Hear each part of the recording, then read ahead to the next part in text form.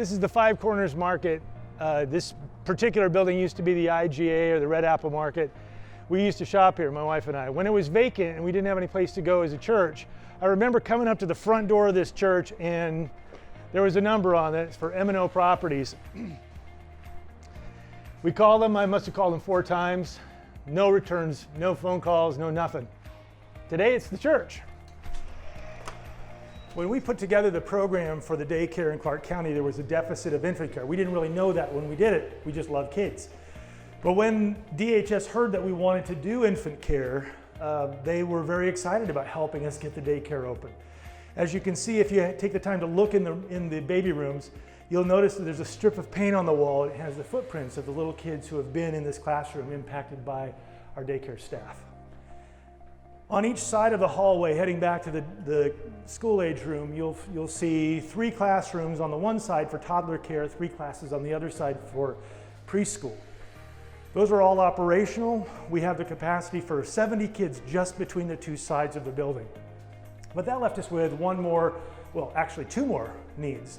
The first was we needed a place for our after-school kids, and we needed a place for the church to worship. The after-school classroom is used for more than just after-school programs, which is important, but it's also the outdoor access to the playground. It's an indoor playground in inclement weather, and it's served as a place of worship for the church. We've used it for vacation Bible school, for puppet shows during the harvest parties. This is a very missional room. It's got purpose. Let's go take a look at the auditorium. Coming into the Lighthouse Auditorium, this place is pretty special to a lot of us because people have been saved here that we love. God has done amazing things in people's lives. They've had opportunities to serve. There's been people healed in this place. God has met with us in worship, and there's been amazing things that have occurred because of the presence of Jesus. But it wasn't always that way. There was a time when we didn't have any place to meet. There was a time when we were at Covington Middle School because we were no longer allowed to be at the Clark County Holiness Camp. In that time, the church made a decision to give. The church made a decision to prepare for amazing things.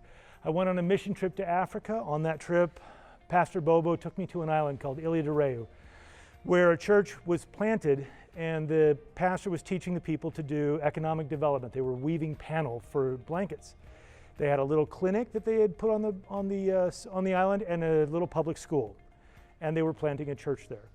When I got home that night at about 3 in the morning, the Holy Spirit spoke to me and said, "What makes you different than these people?" And I knew what was being said. He was telling me that we weren't any different. And that night, then I just began getting ideas and thoughts about the daycare. And so I returned, brought the idea home to the church, brought it home to the elders. They prayed about it, said, "That's really interesting." I personally abstained from any votes as it related to the concept. They did a pro forma, it looked good, so we eventually came to the place where we put out a test, a little bit of a fleece before God. I know we should have been more spiritual, but we weren't.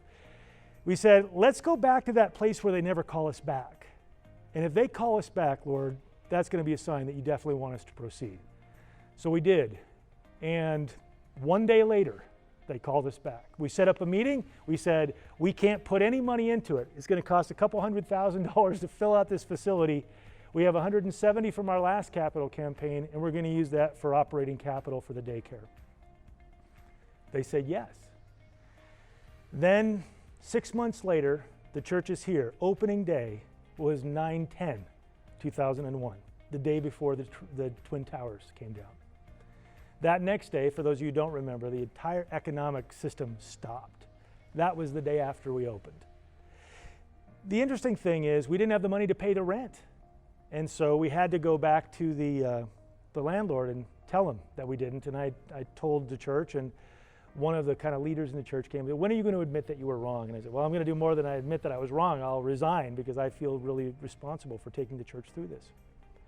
And we met with them and we said, "We don't have the money to pay the rent." And they said, "What money do you have?" And I was embarrassed because I think we only had like $1,500 a month that we could pay for a $12,000 a month rent. And they said, "That'll do. We'll just put it on the back end."